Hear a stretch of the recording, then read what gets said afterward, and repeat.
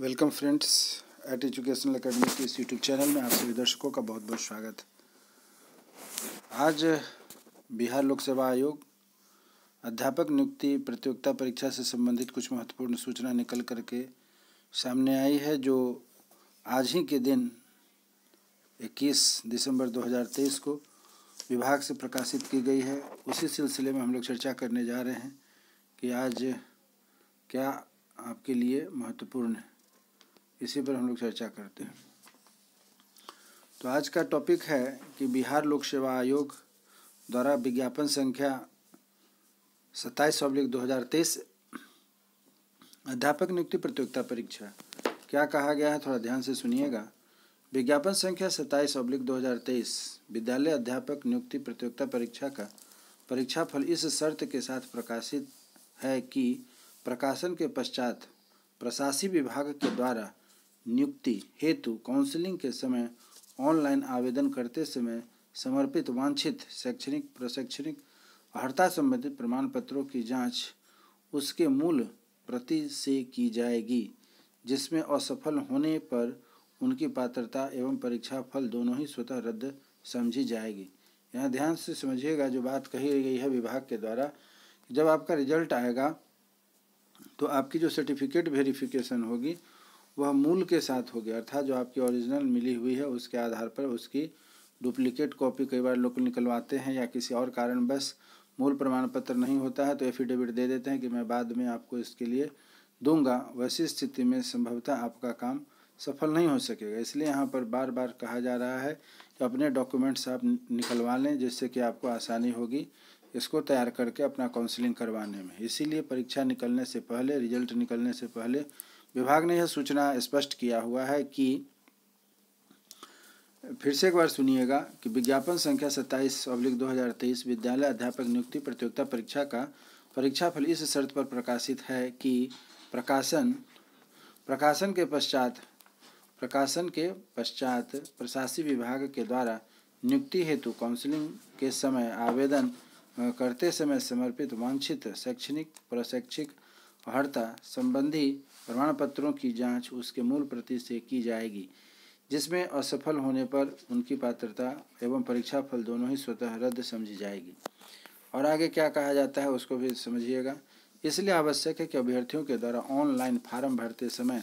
Upload किए गए कागजात या दस्तावेज को डाउनलोड कर सत्यापन के समय समक्ष प्राधिकार अथवा प्रशासनिक विभाग के समक्ष उपस्थित करेंगे। अभ्यर्थियों के द्वारा अपलोड किए गए सभी दस्तावेज पर डाउनलोड करने पर उनमें स्वतः रजिस्ट्रेशन सहित नया हॉलमार्क अंकित रहेगा, जो पूर्व के हॉलमार्क से भिन्न होगा। कहने का मतलब यह हुआ कि ऐसे कुछ अभ्यर्थी होंगे जिन्होंने TRE 1 के समय अपना डॉक्यूमेंट वेरिफिकेशन करवाया था और किसी कारणवश उनकी आगे सिलेक्शन नहीं हो सकी, तो इस बार जब TRE 2 में जब आप अपना डॉक्यूमेंट वेरिफिकेशन कराएंगे, अपलोड करते समय अपना डॉक्यूमेंट, उस समय आपको एक नया हॉलमार्क मिलेगा, जो पिछली बार के हॉलमार्क के जो निकला था उससे बिल्कुल अलग होगा। तो इसलिए आप इस बात का ध्यान रखें कि इस बार जो हॉलमार्क मिलेगा पिछली बार की तरह वह हॉलमार्क का डिज़ाइन अलग रहेगा, सिंबल अलग रहेगा, तो आपको दोबारा अपना हॉलमार्क लेना पड़ेगा डॉक्यूमेंट्स वेरिफिकेशन कराते समय अपलोड करने पर। अतः उक्त परीक्षा से संबंधित सशर्त रूप से सफल अभ्यर्थियों को सूचित किया जाता है कि ऑनलाइन आवेदन करते समय आयोग के पोर्टल पर अपलोड किए गए अपने सभी प्रमाण पत्रों को डाउनलोड कर, जिस पर आयोग का वाटरमार्क होगा, प्रशासनिक विभाग के द्वारा आयोजित काउंसलिंग में प्रस्तुत करेंगे। अर्थात जो आपने अपलोड किया हुआ है उस सभी पर वाटरमार्क लगा रहेगा और उसको डाउनलोड कर लें, और उसी को जब आप वहाँ मिलाने जाएंगे काउंसलिंग के समय तो उसी से आपकी मिलान की जाएगी। कहने का मतलब हुआ, अर्थात यह हुआ कि आपने जो डॉक्यूमेंट्स अपलोड किया हुआ था आवेदन करते समय, वही आप जो है कि जब निकालेंगे और उसके द्वारा जा कर के डॉक्यूमेंट वेरिफिकेशन के समय उसको प्रस्तुत करना होगा। आयोग ने वाटरमार्क के बिना कोई प्रमाण पत्र मान्य एवं स्वीकार्य नहीं होगा। अर्थात जब तक वाटरमार्क वाला पेपर आपको नहीं मिलता है डाउनलोड किया हुआ, आप चाहेंगे दौड़ करके कोई पुराना या पहले से ओरिजिनल है और उसको जांच कराने जाएंगे तो वह मान्य नहीं होगा। मान्य वही होगा जो कि वाटर मार्क के साथ आपका डॉक्यूमेंट निकलेगा और उसे आप अपलोड करके डाउनलोड करके और उसके बाद आप डॉक्यूमेंट वेरिफिकेशन में जाएंगे। तो इस बात का आप निश्चित रूप से ध्यान रखें कि बिना वाटर मार्क वाले डॉक्यूमेंट आपके लिए मान्य नहीं होंगे। कोई नया प्रमाण पत्र अपलोड कर पुनः डाउनलोड कर जमा करने की व्यवस्था मात्र संबंधित प्रशासकीय विभाग के अनुशंसा पर ही अभ्यर्थियों को दी जाएगी, अन्यथा नहीं। अर्थात यदि कोई डॉक्यूमेंट्स इस बीच दौरान आपके पास बढ़ता है और उसे आप डॉक्यूमेंट वेरिफिकेशन में अगर उसे प्रस्तुत करना चाहते हैं तो उसके लिए संबंधित प्रशासकीय विभाग के अनुशासन के बाद ही आप उसको प्रस्तुत कर सकते हैं, जैसा कि यहाँ आपको दिखाया जा रहा है। आगे कहा जाता है कि अभ्यर्थियों के स्वास्थ्य, दिव्यांगता, आरक्षण से संबंधित प्रमाण पत्रों की जांच प्रशासकीय विभाग द्वारा कराई जाएगी। सभी दिव्यांग अभ्यर्थी की दिव्यांगता की जांच अनिवार्य रूप से सक्षम medical college, hospital, IGIMS, AIIMS से कराई जाएगी, चाहे वे दिव्यांगता का लाभ लिए बिना भी गुणानुगुण के आधार पर ही क्यों नहीं सफल घोषित हों। ऐसा इसलिए आवश्यक है क्योंकि उन्हें दिव्यांगता के आधार पर ही परीक्षा में अतिरिक्त समय का लाभ दिया गया है। अर्थात आपने यदि विकलांगता का आवेदन किया हुआ है तो आपको उसके लिए अपना शारीरिक जांच भी करवानी पड़ेगी। यहाँ दिया गया है हॉस्पिटल में होगा या फिर IGIMS में होगा या एम्स में होगा, क्योंकि आपने परीक्षा के दौरान अतिरिक्त समय लिया था और वह आपकी विकलांगता के आधार पर ही दिया गया था। इस बात का आपको ध्यान रखना है कि आपको किसी भी परिस्थिति में अपनी शारीरिक विकलांगता का जांच कराना पड़ेगा। अगला पॉइंट है कि जांच के क्रम में अगर पाया जाता है कि उनके दिव्यांगता का दावा सही नहीं है या सरकार द्वारा निर्धारित की गई मानक से कम दिव्यांग पाए जाने एवं पात्रता स्थापित नहीं होने की स्थिति में ऐसे अभ्यर्थियों को कदाचार की श्रेणी में मानते हुए उनका परीक्षाफल रद्द कर दिया जाएगा और उन्हें दोषी मानते हुए विधि सम्मत अग्रेतर कार्रवाई की जाएगी। अर्थात यह हुआ कि यदि आप विकलांग नहीं हैं और यदि विकलांगता के लिए आपने आवेदन कर दिया हुआ है और सरकार यदि आपको विकलांग नहीं पाती है, वैसी स्थिति में आपको तो वहाँ से निरस्त कर ही दिया जाएगा। साथ ही साथ आपके अगेंस्ट कानूनी कार्रवाई हो करके आप जेल भी जा सकते हैं या जो भी कानूनी कार्रवाई होगी उसके लिए आपको तैयार रहना पड़ेगा। तो इस प्रकार आप बात का ध्यान रखें। यदि वास्तव में आप विकलांग हैं या विकलांग के लिए आपने जो परसेंटेज दिया हुआ है वह सही नहीं पाए जाने पर आप जो है कि कानून के शिकंजा में कसेंगे और आपका परीक्षा फल भी रद्द कर दिया जाएगा। चलिए आगे बढ़ते हैं और क्या कहा गया है। आगे जो कहा गया है वह नेक्स्ट पॉइंट यह है कि अहर्ता एवं अहर्तांक एवं कट ऑफ क्या जा रहा है, इस पर ध्यान दीजिएगा। इसमें कहा गया है, पहला पॉइंट है कि क्रमिक एवं प्रशासनिक सुधार विभाग के संकल्प ज्ञापांक संख्या 2374 दिनांक 16/7/2007 एवं पत्रांक 6706 दिनांक 1 अक्टूबर 2008 के अनुसार लिखित परीक्षा में सम्मिलित सामान्य वर्ग के उम्मीदवारों को 40%, पिछड़े वर्ग के उम्मीदवारों को 36.5%, अत्यंत पिछड़े वर्ग के उम्मीदवारों के लिए 34% एवं अनुसूचित जाति जनजाति की महिलाओं एवं दिव्यांग उम्मीदवारों को 32% न्यूनतम अर्हता प्राप्त करना अनिवार्य है। तो आप यहाँ देख रहे हैं कि सारे कंडीशंस भी आपके लिए गवर्नमेंट ने निर्धारित किया हुआ है कि आपकी जो रिजल्ट होगी वह किन किन कंडीशंस पर आपको फॉलो करना है, जो कि 2007 में 2008 में दिया गया था ज्ञापांक और दिनांक के आधार पर आपको बताया गया है कि जनरल के जो उम्मीदवार होंगे उनके लिए 40%, पिछड़े वर्ग के जो उम्मीदवार होंगे 36.5%, अत्यंत पिछड़े वर्ग के उम्मीदवारों के लिए 34% एवं अनुसूचित जाति जनजाति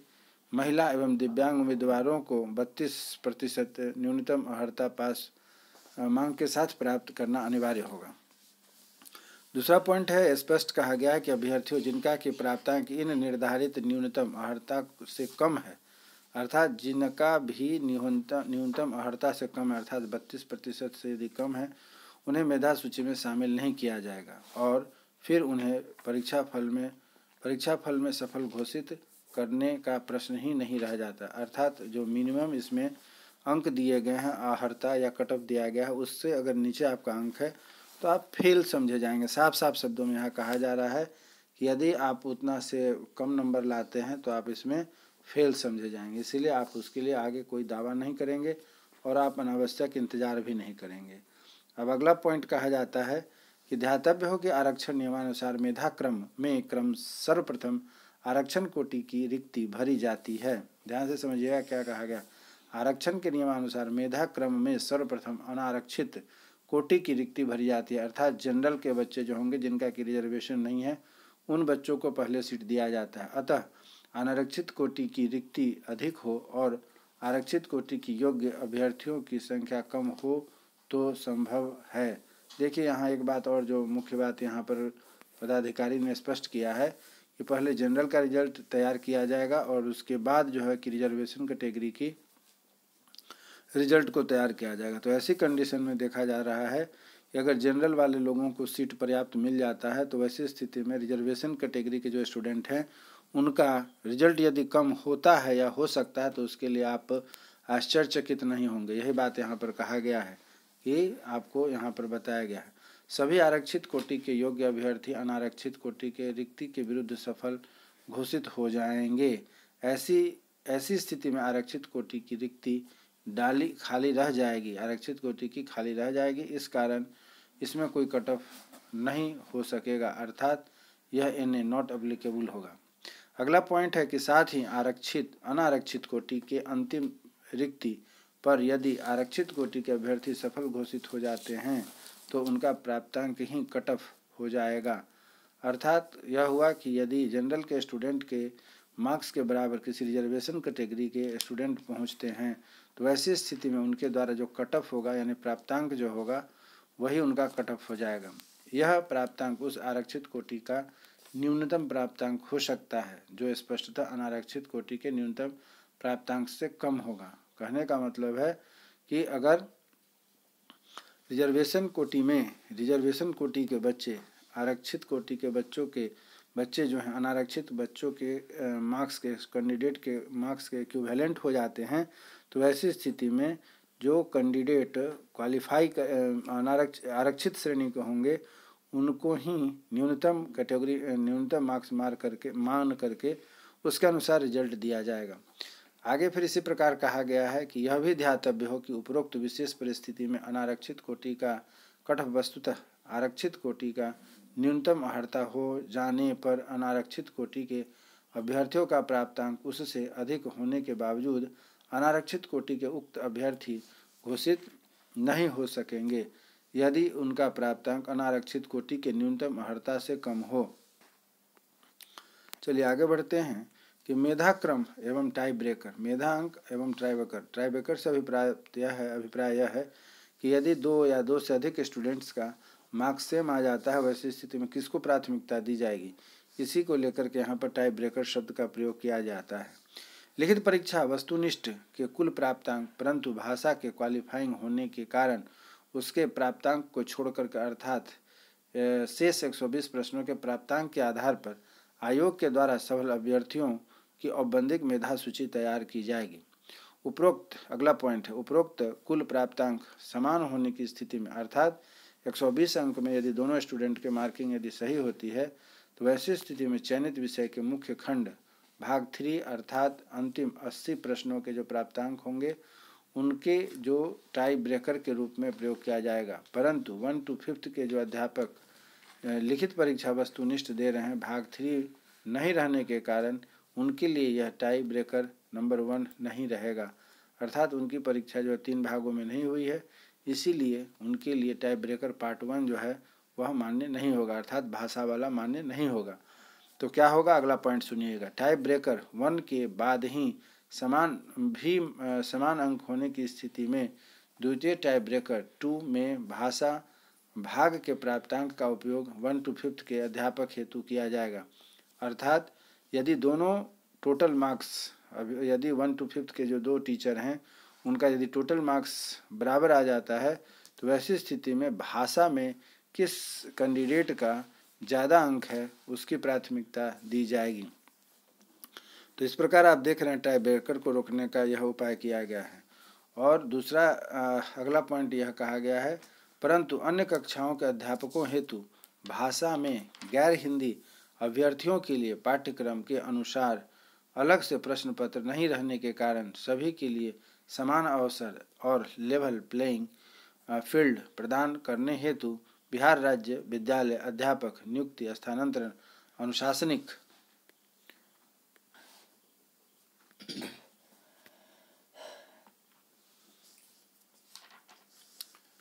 कार्रवाई एवं सेवा शर्त नियमावली 2023 के कंडिका 7 के उपकंडिका के तहत न्यूनतम अर्हता नियत करने के लिए विवेकाधिकार का उपयोग करते हुए तथा विज्ञापन की कंडिका 6 चयन प्रक्रिया के अनुसार न्यूनतम अर्हतांक का अनुसरण आवश्यकता अनुसार शिथिल करने के प्रावधान के तहत भाषा भाग की न्यूनतम अर्हता 0 घोषित किया गया है और भाषा भाग के प्राप्तांक को टाई ब्रेकर 2 के रूप में नहीं रखा गया है। अगला पॉइंट कहा गया है कि टाई ब्रेकर 3 और 4 के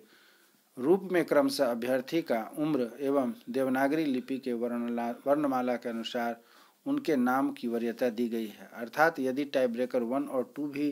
कहीं पर सिमिलरिटी हो जाती है तो टाई ब्रेकर 3 और 4 में ध्यान रखा गया है कि अभ्यर्थियों की उम्र जो कौन ज़्यादा है उसको प्राथमिकता होगी और उनकी भाषा में देवनागरी लिपि पर कैसी पकड़ है उसकी भी प्राथमिकता होगी। अन्य महत्वपूर्ण प्रावधान एवं शर्तें माननीय सर्वोच्च न्यायालय के सिविल अपील नंबर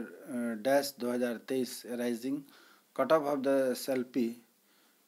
C के अनुसार 23,583-84 ऑफ 2022 एवं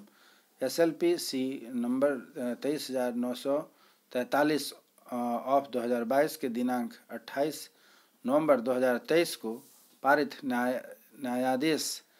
Indian institution of opening school NIOS के द्वारा खुला एवं दूरस्थ शिक्षा के माध्यम से प्राथमिक शिक्षा में 18 महीने का डिप्लोमा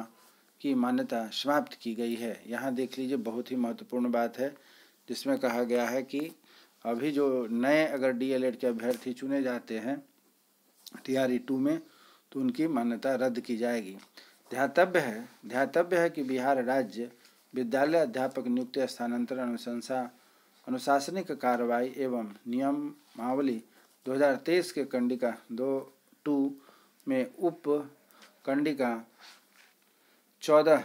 नहीं, इसको हम लोग क्या कहेंगे 26 के तहत यह प्रावधानित किया गया है कि शिक्षक प्रशिक्षण के किसी भी उपाधि की मान्यता बिंदु पर अथवा किसी उपाधि विशेष की समतुल्यता के बिंदु पर किसी भी प्रकार की विवाद की स्थिति में राष्ट्रीय अध्यापक शिक्षा परिषद अर्थात NCT के परामर्श से शिक्षा विभाग का निर्णय अंतिम होगा। अर्थात NCT जिस अपने सर्टिफिकेट को वैलिड करेगी या इनवैलिड करेगी उसके बाद शिक्षा विभाग इस पर निर्णय लेगा कि उन टीचर्स को रखना है या नहीं रखना है। तो इस बात के लिए यहाँ पर स्पष्ट किया गया है। और लास्ट पॉइंट है कि इसके आलोक में शिक्षा विभाग बिहार राज्य ज्ञापांक 11/ नियमावली 1/2/2023 743 दिनांक 10 अप्रैल 2023 की संसूचित है। फिर भी यदि इससे संबंधित किसी अन्य मामले में माननीय सर्वोच्च न्यायालय अथवा सक्षम न्यायालय का अन्यथा आदेश पारित होता है तो उसका फलाफल से परीक्षाफल प्रभावित होगा। कहने का मतलब हुआ कि रिजल्ट आने के बाद सर्वोच्च न्यायालय या उच्च न्यायालय के माध्यम से यदि कोई नोटिस निकलती है तो उस स्थिति में उस समय भी आपकी परिस्थिति में परिवर्तन हो सकता है और आपको उसके अनुरूप ही व्यवहार करना पड़ेगा। तो आपने देखा इस पूरी प्रक्रिया में जो आपको स्पष्ट रूप से बताया गया है कि इसमें 2-4 बातें हैं जो कि मुख्य रूप से आपको समझ में आनी चाहिए। जैसे कि NIOS को अगली शिक्षण बहाली की प्रक्रिया से बाहर कर दिया गया है। साथ ही साथ